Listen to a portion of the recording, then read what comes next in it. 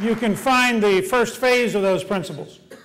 If you go to American Solutions, and you look at 12 American solutions for jobs and prosperity, it is fundamentally different from the Bush-Obama plan of higher taxes, bigger bureaucracy, more power for politicians, and bigger government.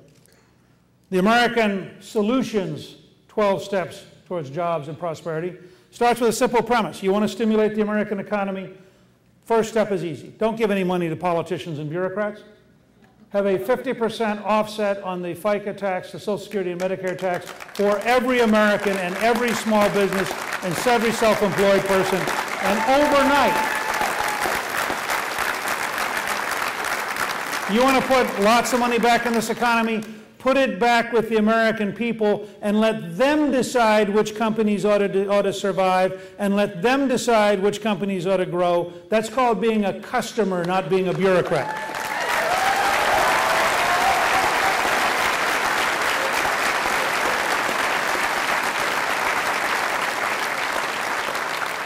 You want economic growth and jobs? The president had it exactly wrong the other night. Not even close. He said we ought to punish companies that want to take jobs out of America. Exactly the wrong attitude. We ought to reward companies that want to bring jobs to America.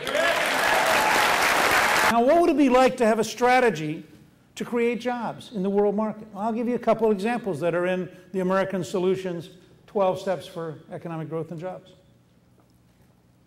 One, why don't we match the Chinese and have zero capital gains tax?